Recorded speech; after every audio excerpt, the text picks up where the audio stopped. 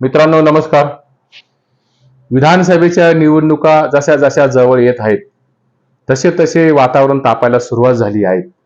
निवडणूक कोणतीही असो, महाराष्ट्रातील काही मतदारसंघामध्ये निवडणुकीतील मुद्दे आणि निवडणुकीतील चेहरे हे मात्र सारखेच असतात.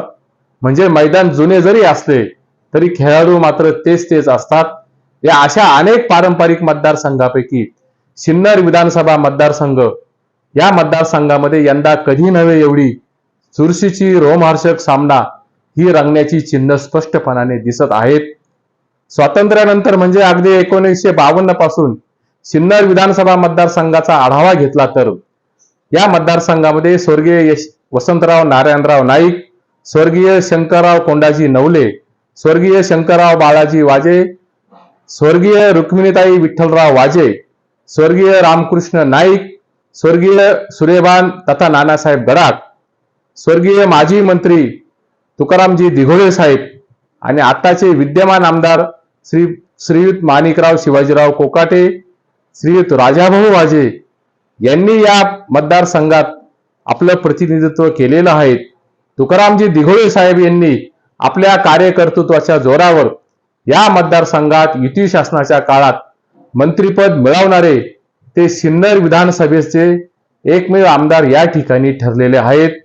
परंतु आताच्या विधानसभेच्या निवडणुकीत सलग 4 वेळेस आमदार राहिलेल्या आमदार माणिकराव कोकाटे यांच्या दृष्टीने ही निवडणूक अतिशय प्रतिष्ठेची, अतिशय अस्तित्वाची निवडणूक आणि त्याचबरोबर माणिकराव कोकाटेंच्या दृष्टिकोनातून ही विधानसभेची निवडणूक आरपारची लढाई असल्याचं संकेत, त्याचबरोबर हाय व्होल्टेज लढाई असल्याचे संकेत हे त्यांच्या समर्थकांनी गेल्या काही दिवसापासून असलेल्या प्रसार माध्यमातून दिलेले आहेत. त्यांच्या समर्थकांनी ही विधानसभेची निवडणूक ही केवळ आमदार घडवणारी निवडणूक नसून ही निवडणूक नामदार घडवणारी निवडणूक असून आमदार कोकाटेंना 5व्यांदी जर संधी मिळाली तर निश्चितपणाने ती या विधानसभेमध्ये ते मंत्री म्हणून आपलं या ठिकाणी स्थान मिळवतील अशी चर्चा ही विधानसभा मतदारसंघात मोठ्या प्रमाणावर घडवली जात आहे. त्यामुळे पुन्हा एकदा माणिकराव कोकाटे व त्यांच्या समर्थकांनी आमदारकीवर आपली दावेदारी स्पष्टपणाने सांगितलेली आहेत. तशी व्यूहरचना आणि तशी पावलं ही कोकाटेंची आणि त्यांच्या समर्थकांची या ठिकाणी मतदारसंघात पडत असल्याचं आपल्या लक्षात आल्याशिवाय राहत नाहीये. इच्छुकांच्या गर्दीने सिन्नर विधानसभाचं रणांगण हे मैदान तापलं देखील असताना अनेक तुल्यबळ उमेदवारांनी व काही हौशीराम बापूंनी या मतदारसंघामध्ये उमेदवारीसाठी आपल्या उड्या घेतलेल्या आहेत. मागच्या निवडणुकीत शरद पवारांच्या राष्ट्रवादीतून निवडून आलेले आमदार श्री माणिकराव कोकाटे हे मधल्या कालखंडामध्ये अजित पवारांचे बरोबर गेल्याने पुन्हा एकदा ते अजित पवारांच्या पक्षाचे उमेदवार असतील यामध्ये मात्र कुठलीही शंका असण्याचं कारण राहिलेलं नाहीये. त्यांच्या विरोधात मात्र महाविकास आघाडीकडून कोणता उमेदवार उभा करायचा याबाबत मात्र कमालीची उत्सुकता या मतदारसंघामध्ये ताणली जाते.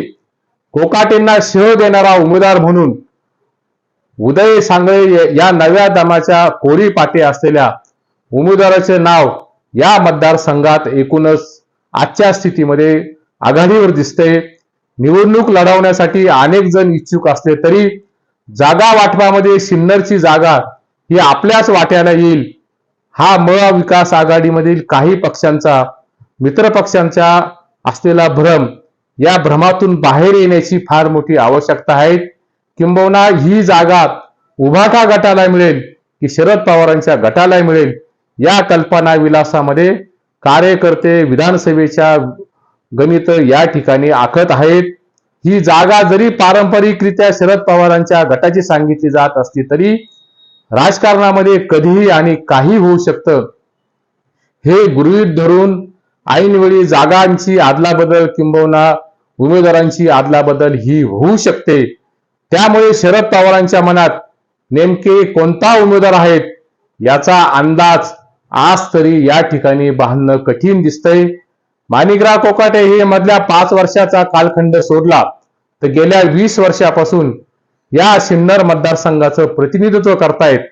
मधल्या काळात शरद पवारांच्या पक्षाच्या चिन्हावर निवडून आलेले श्रीयुत माणिकराव कोकाटे यांनी अजित पवार गटात गेल्याने कोकाटे यांच्या विरोधात शरद पवारांना मानणारा या मतदारसंघात मोठा वर्ग असल्याने हा मोठा वर्ग उद्याच्या विधानसभेच्या निवडणुकीत कोकाटेंबरोबर राहीलच असं कुठलंही चिन्ह या ठिकाणी दिसत नाहीये.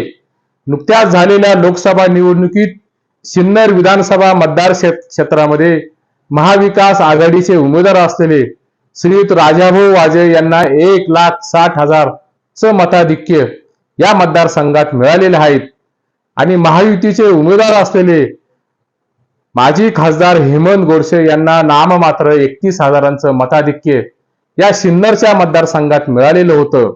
या निवडणुकीमध्ये म्हणजे लोकसभेच्या निवडणुकीमध्ये माणिकराव कोकाटेंनी हेमंत गोडसेंच्या निवडणुकीत कितपत सहभाग घेतला आणि हेमंत गोडसेंना कितपत मदत केली हा विषय मात्र या ठिकाणी वेगळा असू शकतो.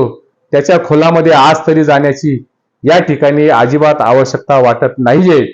असो मित्रांनो, साधारणतः 1,30,000 लोकसभेसाठी सिन्नर मतदारसंघातील श्री राजाभाऊ वाजे यांचं मोठं मताधिक्य ही कोकाटे यांना उद्याच्या विधानसभेसाठी सावधानतेचा इशारा देणारं हे मताधिक्य आहेत.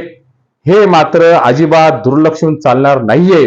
ज्या अजित पवारांनी शरद पवारांचा पक्ष व चिन्ह हिसकावून घेतलं त्या अजित पवार आज महायुतीमध्ये एक्झिटच्या चक्रव्यूहात पूर्णपणे अडकल्याचं हे दिसत आहेत. लोकसभा निवडणुकीत दादांच्या गटाचा स्ट्राईक रेट हा फक्त 0.25 होता. त्या तुलनेने शरद पवारांच्या राष्ट्रवादी काँग्रेस पक्षाचा स्ट्राईक रेट हा सरासरी 80% होता. त्यामुळे एकूणच सिन्नर मतदारसंघातीलच काय तर महाराष्ट्रातील अजितदादा गटाचं राजकीय भवितव्य हे मात्र उद्याच्या निवडणुकीमध्ये टांगणीला लागल्याचं हे दिसत आहेत. त्यामुळे सिन्नर विधानसभा मतदारसंघामध्ये विजयाचं गणित कसं पार करता येईल आणि विजयाच्या असलेल्या या गणितावर माणिकराव कोकाटे अजितदादांबद्दल असलेल्या नाराजीच्या सुरातून नाराजीच्या असलेल्या एकूणच भावनेतून कशी मात करता हे मात्र या ठिकाणी पाहणं कमालीचं औत्सुक्याचं ठरणार आहेत. एकूणच की काय विधानसभेच्या निवडणुकीच्या घोंगावणाऱ्या वादळात महाराष्ट्रातील अलीकडच्या राजकीय घडामोडीवर जर लक्ष टाकलं तर एक गोष्ट मात्र स्पष्टपणाने जाणवते. उद्याच्या महाराष्ट्राच्या राजकीय सत्ता संघर्षात उद्याच्या महाराष्ट्राच्या राजकीय सत्ता संपादनात महायुतीचा असो किंवा महाविकास आघाडीचा असो या दोन्ही आघाड्यांचा कल राजकीय नेत्यांच्या घराणीशाहीवर व राजकीय नेत्यांच्या पारंपरिक असलेल्या नेत्यांच्या मुलांवर एकूणच या दोन्ही आघाड्यांची भिस्त ही स्पष्टपणाने दिसत आहेत.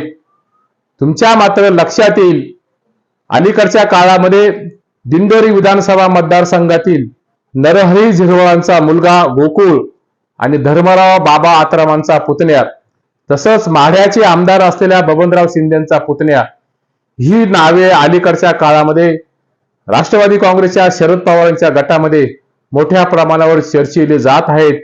उद्या कदाचित पितृपक्षानंतर हर्षवर्धन पाटील देखील मोठा राजकीय निर्णय हा घेण्याच्या विचारात आहेत. एकूणच की काय इलेक्टिव्ह मेरिटच्या शोधामध्ये शरद पवारांचा आणि महायुतीचा असलेल्या नेत्यांचा कल हा स्पष्टपणाने या ठिकाणी दिसल्याशिवाय राहत नाहीये.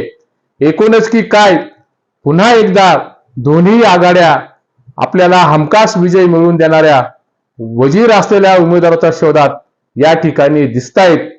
त्यामुळे उद्या सिन्नर मतदारसंघात त्रयस्थाच्या भूमिकेतून जर कानोसा घेण्याचा प्रयत्न केला, जमिनीचा कानोसा घेऊन त्याचं अवलोकन करण्याचा प्रामाणिकपणाने प्रयत्न केला तर आजही सिन्नर विधानसभा मतदारसंघामध्ये उदय सांगळे हे माणिकराव कोकाटेंसमोर पर्यायी आणि समर्थ नाव म्हणून त्यांचं नाव या ठिकाणी आघाडीवर असल्याचं हे स्पष्टपणाने दिसत आहेत.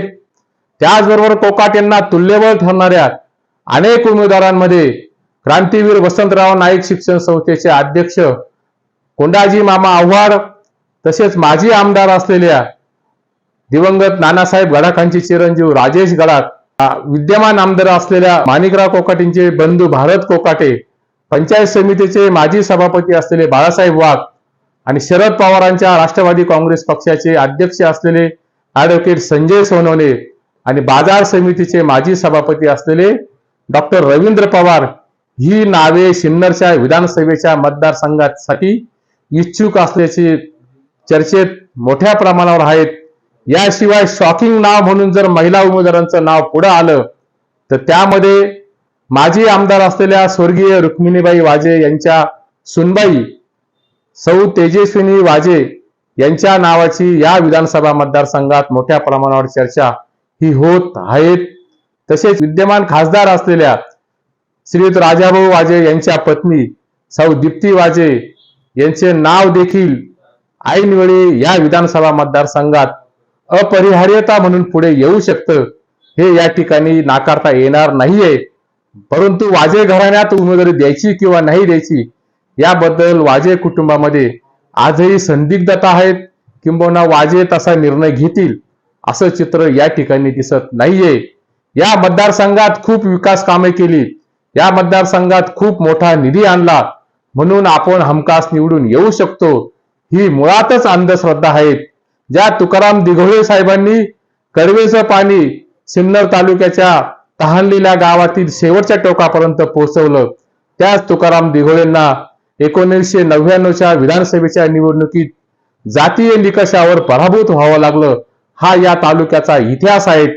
परंतु कुठलाही चेहरा नसलेल्या या मतदारसंघामध्ये कुठेही व्यक्त न होणारा सायलेंट वोटर या मतदारसंघामध्ये मोठ्या प्रमाणावर आहे. त्यामुळे कुणालाही या ठिकाणी हलक्यात घेऊन अजिबात चालणार नाहीये. जेथे हत्ती जाऊ शकत नाही तेथे अगदी सूक्ष्मजीव अगदी सहजपणे जाऊ शकतो. मग तो सूक्ष्मजीव कितीही वयाने लहान असला तरी तो हमखास त्यामध्ये जाऊ शकतो. हे मात्र या ठिकाणी लक्षात घ्या. सिन्नर मतदारसंघातील कुठेही सार्वजनिक ठिकाणी व्यक्त न होणारा आणि कुठलाही राजकीय चेहरा नसलेला सायलेंट व्होटर हाच उद्या या मतदारसंघामध्ये कुणाचा राजकीय उदय करायचा आणि कुणाचा राजकीय अस्त करायचा हे पुढच्या काळात ठरवेल. हे मात्र या ठिकाणी नक्की आहे. पुढच्या काळामध्ये सिन्नरच्या विधानसभेच्या रणांगणामध्ये काय काय स्थित्यंतर होतात किंवा काय काय भूकंप होतात हे येणाऱ्या काळातच आपल्याला दिसेल. तुर्तास एवढेच. हा व्हिडिओ आवडला असेल तर व्हिडिओला लाईक करा, चॅनलला मात्र सबस्क्राईब करायला विसरू नका. नमस्कार.